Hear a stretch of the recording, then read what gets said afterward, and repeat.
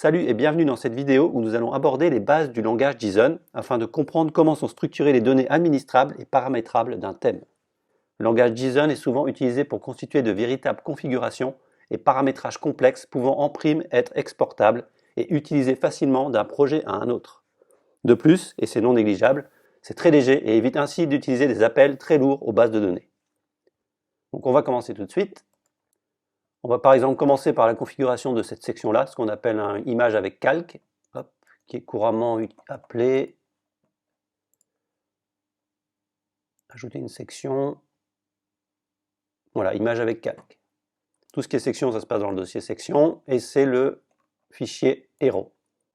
Donc ça se passe toujours tout en bas du fichier, et vous allez voir un petit truc comme ça. Vous voyez, toujours la syntaxe un petit peu qu'on avait vu de langage liquide, qui va nous informer qu'à partir de là, on va pouvoir écrire du JSON. Accolade, pourcentage schéma, pourcentage accolade fermante. Et à la fin, toujours le même principe, accolade, pourcentage end, pour dire que c'est la fin, schéma, pourcentage accolade fermante. Alors comment ça va se passer? Dès qu'on va commencer une configuration, on va mettre toujours une accolade ouvrante. Donc vous avez l'habitude, ça va être comme ça. Donc moi je vais mettre un petit peu plus haut pour vous montrer. Ça va être comme ceci.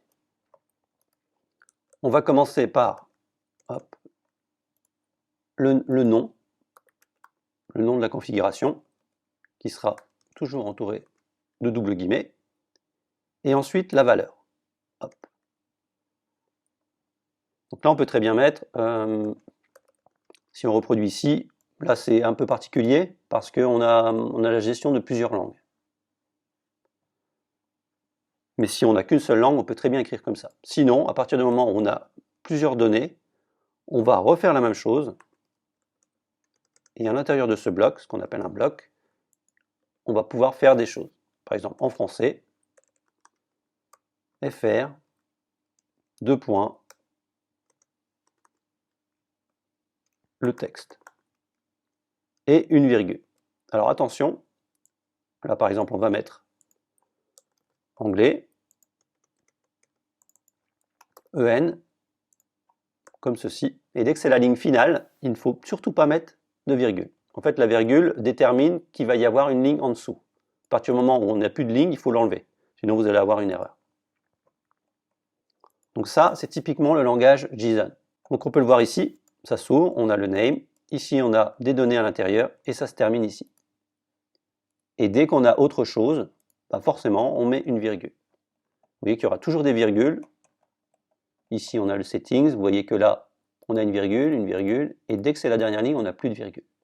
Ici, on n'a pas de virgule, parce que c'est la fin de ce truc ici, hop, ce bloc.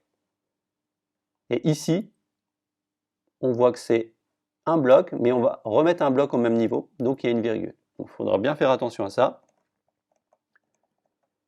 Donc je vais enlever ce que j'ai fait ici, et on va analyser un petit peu tout ça.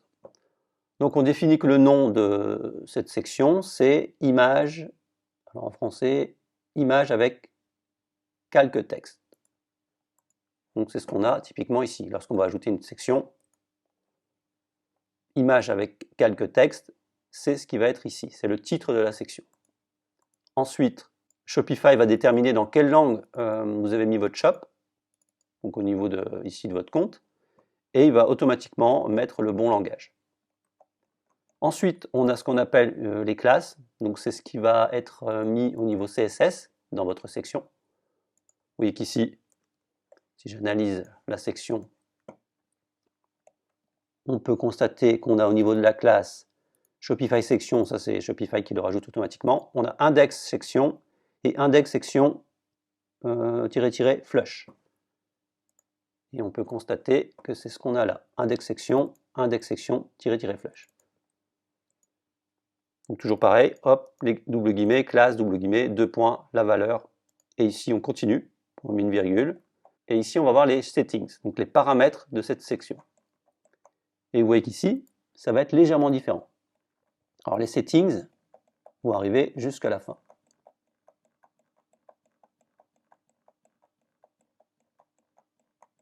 Jusque là, vous voyez. Et ensuite on aura des presets, mais je l'en parlerai tout à l'heure. Donc les settings, qu'est-ce que c'est?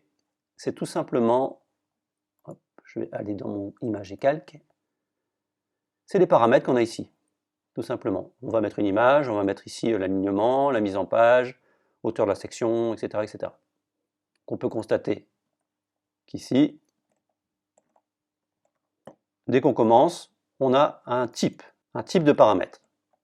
Donc je vous mettrai dans la vidéo le lien de la Bible au niveau du content schéma. Alors là on est dans les contents, nous on est dans les settings, section settings. On a la possibilité de mettre du texte, des checkbox, donc des cases à cocher, des boutons radio, des select, un petit range, couleur, fond de picker pour aller chercher la police, un lien, une URL, un header, un paragraphe, donc il y a tout ça. Ici, c'est une image, donc on va chercher le type image picker, comme ça automatiquement, on va pouvoir afficher un bouton ici qui va chercher une image. Ici, on a un identifiant obligatoire, un label. Donc le label, c'est le texte qui va être ici, image, alignement de l'image, etc. Ensuite, on a un type de sélection avec un identifiant à ligne. Attention, les identifiants doivent toujours être uniques. Le texte. Et ensuite, ici, on a différentes options. On voit que dès qu'on a un select, on va pouvoir proposer des options dans le select. Typiquement, c'est ce qu'on a là. Un select, haut, milieu, bas. Donc top, hop, en français haut, center et bas ici. Donc vous voyez que là, alors ce que je n'ai pas dit au tout début, c'est que dès qu'on a des settings, ça va être légèrement différent, ça va être un tableau de données. Ce que j'ai oublié de mentionner au niveau des settings, c'est qu'on n'a pas les accolades ici. Dès qu'on a plusieurs données à l'intérieur des settings, on va commencer par des crochets. Avec le crochet ouvrant et ensuite on met nos données. C'est un peu complexe, mais il va falloir pratiquer pour bien comprendre la chose. Et vous voyez qu'ici, on a le crochet qui s'arrête et ensuite on continue. Et à l'intérieur, des blocs. Chaque fois qu'on sélectionne ici, on voit la fermeture et l'entrée. Le commencement et la fermeture. Vous voyez qu'ici, c'est le dernier bloc, donc on n'a pas de virgule ici. Hop. Donc on était au niveau de nos options et on peut avoir également des valeurs par défaut. Vous voyez qu'ici, on est en héros, là c'est le layout. Layout, donc mise en page. Ici, on a pleine largeur. Par défaut, c'est coché pleine largeur. Et si jamais vous voulez par défaut mettre largeur fixe, à ce moment-là, ici vous voyez que la valeur est full width, à ce moment-là vous allez changer ici, vous allez prendre ça et mettre par défaut, ça sera fixed width. Alors c'est pas simple à comprendre, donc pour pratiquer un petit peu, on va essayer de rajouter un champ. Qu'est-ce qu'on a? On a une image, un élément en tête, texte, on a un bouton, on va remettre un autre texte par exemple. Donc on va se mettre ici dans les settings, on est OK. Premier bloc, image. Deuxième bloc, l'alignement. Ensuite, layout. C'est un select. Toujours un select. Voilà, il y en a pas mal. Hop, ça s'arrête là. Et ici on a un texte, non, toujours un select, décidément. Et voilà, ici on a un texte. Donc, typiquement, c'est le premier texte, le title. Donc, on va le fermer. Et nous, on va commencer ici. Hop. Si vous voulez rajouter des configurations, vous allez faire accolade ouvrante. Et tout de suite, vous allez fermer l'accolade pour éviter les problèmes. Ensuite, vous voyez qu'on a une autre accolade au même niveau. À ce moment-là, on met une virgule. Ici, ce qu'on va faire, c'est qu'on va mettre le type, type, 2 points, hop, et la virgule. Ça va être du texte. Donc là, c'est vous qui choisissez ce que vous voulez. Hein.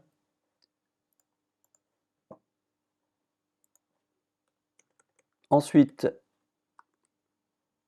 2 points, hop. Le label, on va mettre un identifiant, ça va être subtitle. Ensuite, le label, le titre qui va être affiché au niveau de l'interface. Hop. Donc là, à vous de voir si vous mettez les langues, mais moi je vais pas mettre les langues. Je vais mettre que je suis en français. Donc je vais mettre un truc par défaut.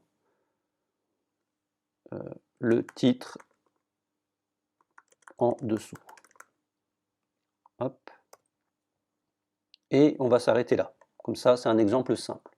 Donc là, on enregistre. Si jamais vous faites une erreur, il va vous le dire. Il ne va pas vous permettre d'enregistrer, il va vous dire une grosse erreur, etc. Donc ça, c'est l'avantage. Donc nous, on revient sur notre... hop, on actualise la page, parce que sinon on ne verra rien.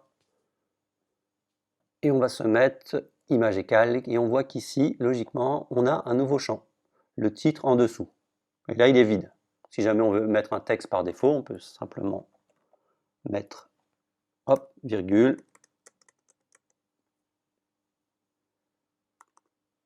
default, hop, 2 points, mon sous-titre. Et on enregistre. On réactualise. Et on peut constater qu'on a maintenant un texte prédéfini. Bien sûr, on peut le changer. Si par exemple je mets 4 ici, ou 2, et que j'enregistre, voilà, si j'actualise,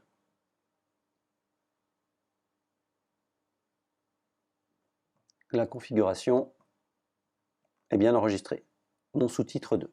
Alors maintenant, comment je vais afficher ça? Donc c'est très simple.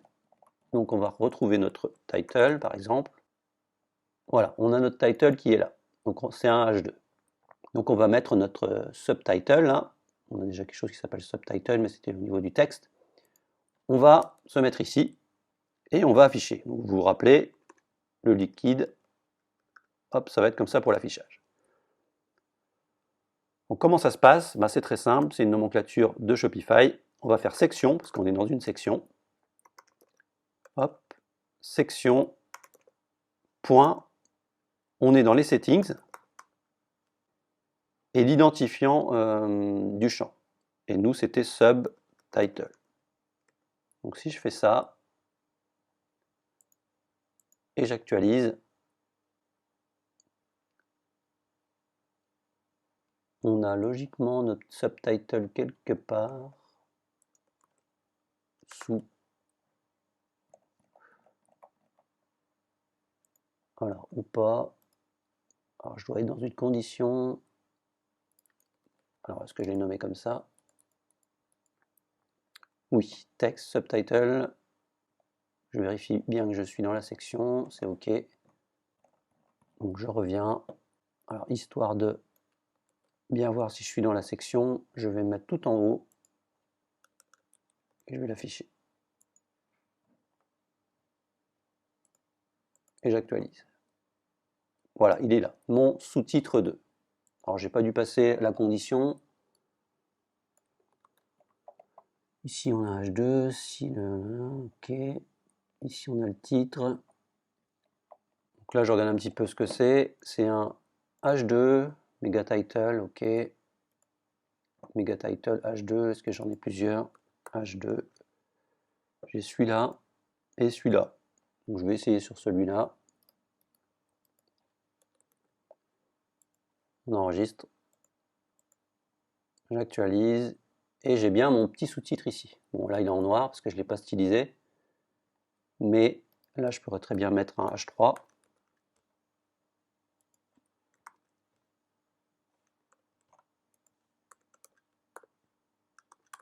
Comme ceci. Hop.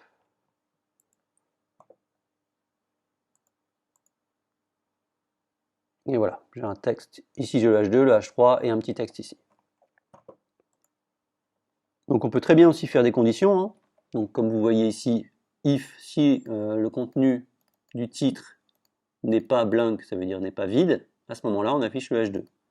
Moi, je peux aussi faire ça. If section settings.subtitle est différent de blank, à ce moment-là, je l'affiche.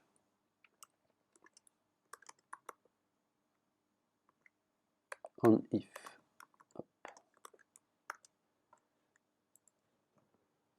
Ce qui fait que maintenant ici, si je le vide, pack, et que j'actualise, bah, il n'y aura rien. Si je mets quelque chose, Toto, et que j'enregistre, on aura bien le Toto. Voilà un petit peu le principe. Donc là, je vous invite quand même à regarder un petit peu la documentation parce que c'est assez costaud à comprendre, mais avec ces petits exemples simples, vous pouvez rajouter des choses. On peut rajouter des sélections, parce que là, au niveau du select, on a l'alignement, vous voyez que c'est centre, top et bottom. On peut rajouter une valeur, par exemple. Vous reprenez ça, prenez, hop, comme ceci. Je vais aller vider tout ça parce que je m'en fous un petit peu. Hop. Je vais mettre ailleurs. Ici, j'oublie pas de fermer. Et là, on est bon. Hop. Ce qui fait que maintenant,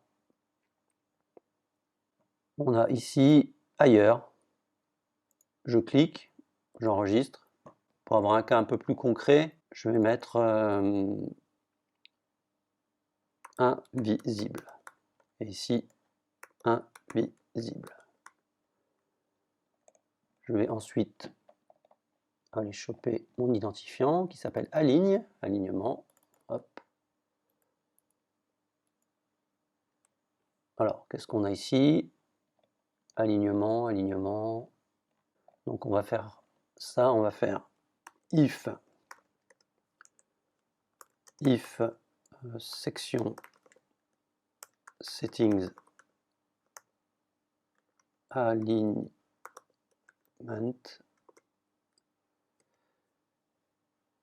est égal, non, est différent de invisible, par exemple, on va afficher le header, sinon on le masque. De toute façon, à la fin, ici, et on va faire un and if. Là j'enregistre, du coup maintenant j'actualise ici. Bon, ça n'a aucun intérêt, mais c'est pour vous montrer un petit peu les possibilités. Ça peut être intéressant par exemple pour masquer le header ou un truc comme ça. Donc on revient ici, on se met sur invisible, on enregistre, et normalement il disparaît. Voilà, il n'est plus là. Si on le remet sur haut, hop, il réapparaît.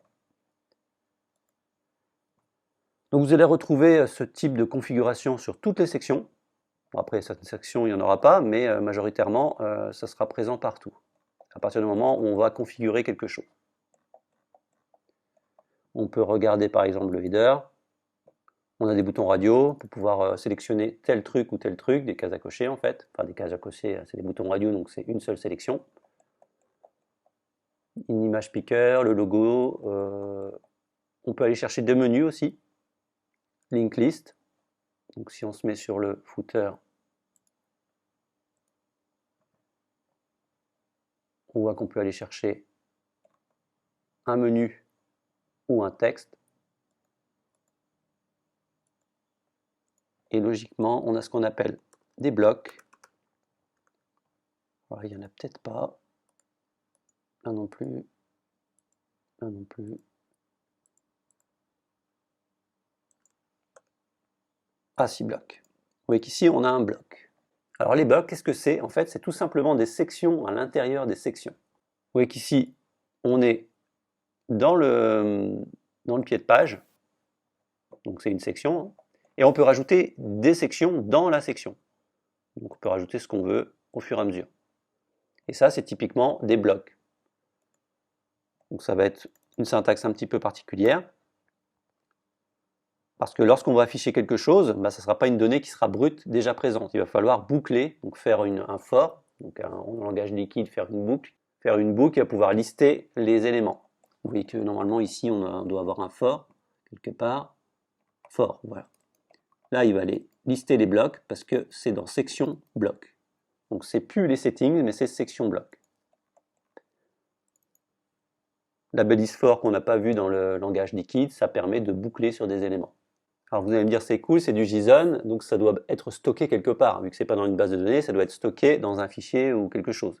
Et bien en fait, c'est dans configuration, dans le dossier configuration, vous avez le settings underscore data. C'est ici qu'on va stocker tous vos préférences. Vous voyez, par exemple, le hero size, la taille du truc qui est là, hop, de image et calque, la taille, elle va être stockée, hop, ici. Pourquoi? Parce que nous sommes dans une section, c'est la section hero 2, parce qu'on avait sûrement un avant. Et vous voyez le hero 1, là il est ici. Donc le hero 1, donc c'est le premier carrousel, et on a ici le hero size en large. On a défini que l'alignement c'était en top, etc., etc. Et parallèlement à ça, on a le settings underscore schema.json, et là en fait c'est tout simplement les paramètres génériques de votre thème. Tout ce que vous allez avoir dans paramètres de thème et toutes les options génériques, la couleur, typographie, etc., etc. Tout va être ici. Donc au début, ça va commencer toujours de la même façon, sauf qu'ici on met un tableau, hop, de données, et à l'intérieur on va avoir par exemple le nom du thème. Donc ça c'est un truc de base de Shopify. Et ici on va commencer color, donc la couleur. Vous voyez qu'ici à l'intérieur de ça on a les settings, toujours les settings. Donc le header en fait c'est très simple, ça va être tout ce qui va être en gras, les titres en fait de vos blocs ici. Les titres des sections en quelque sorte. Donc texte, le texte on l'a là. Header, texte. Ensuite on a un type couleur. Donc dès qu'on met un type couleur, on va avoir une proposition comme ça d'un date picker. Hop, on sélectionne ce qu'on veut. Le titre ici, etc., etc. Donc là on a un range, vous voyez, assez pratique. On doit avoir un range quelque part. Ici et ici. La taille de la police. Mais là on doit être plus bas, on doit être plus opacité. Là c'était l'opacité. Ensuite on a la typographie et là on a la taille de la police. Ouais. Ici on peut aller chercher une police. Hop.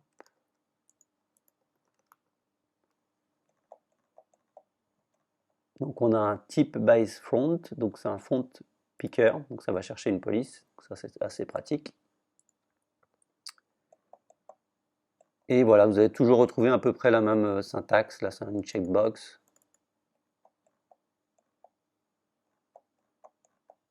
Et ça aussi, ça va être enregistré dans, si par exemple je recherche share Facebook, et que je vais dans le settings underscore data, là où sont stockées nos configurations, bon, on voit qu'on a bien le paramètre qui est ici. Alors il y a une dernière chose que Shopify gère en fichier JSON, ce sont les configurations de langue, ce qui est dans le dossier local. Hop, on va cliquer, vous voyez qu'ici on a une tonne de langues. Typiquement, c'est les langues qu'on avait vues, par exemple, sur la section héros. Ici, on avait toutes les langues ici. Enfin, c'est les langues qu'on va avoir ici. Maintenant, il y en a beaucoup plus. Et en fait, ça va être les textes génériques du thème. Alors, qu'est-ce qu'un texte générique du thème? C'est tout simplement, lorsqu'on va arriver ici, le terme recherché. Je ne sais pas si on peut aller au panier. Ici, votre panier est vide pour suivre vos achats, etc., etc. Donc, comment ça va se passer? C'est qu'on va mettre ici la langue. Dès qu'on va mettre le point défaut, ça va être la langue qui va être prise par défaut par Shopify. Ici, nous, on est sur le FR, donc on va ouvrir le FR. Et on voit qu'on a toujours notre configuration JSON ici. Et ici, vous allez nommer vraiment comme vous voulez, le plus logique possible. Donc ici, on a le général, donc tout ce qui va être vraiment générique. En général, ça va être comme ça. Général Accessibility, Skip to Content, passer au contenu. Donc ça, c'est typiquement quelque chose que si on enlève le style, hop, si je fais le code source et que je fais passer au contenu, vous voyez, c'est le texte qui est ici.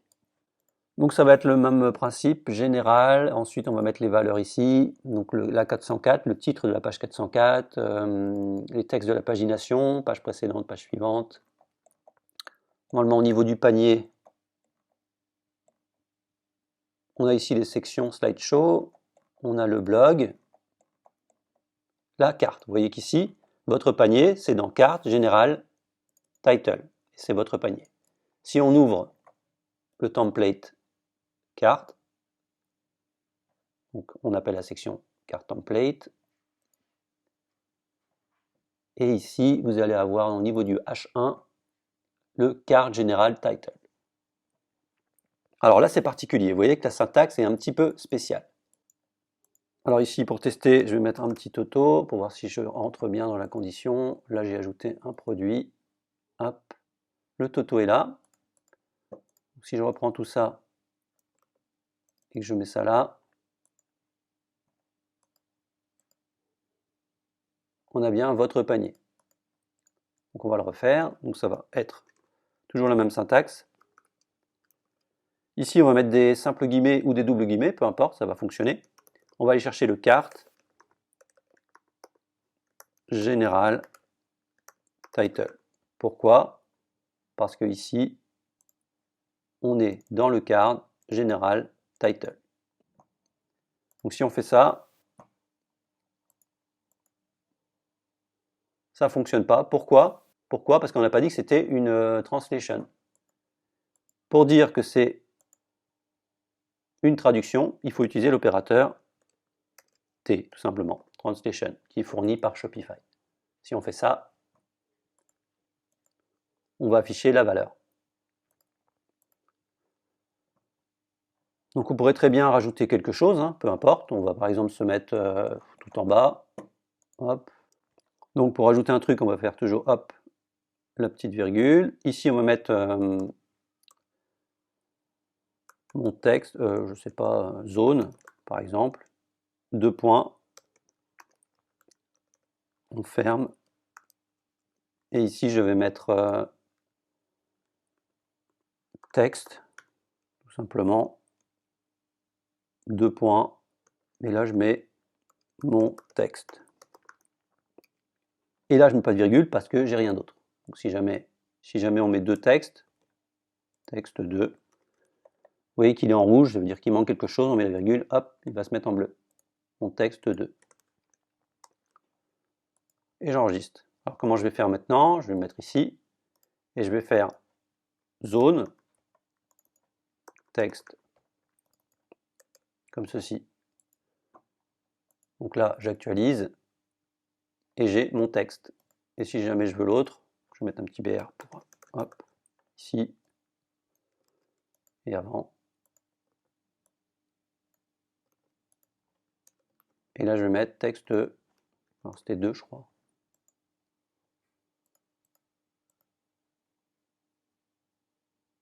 Mon texte 2, etc., etc.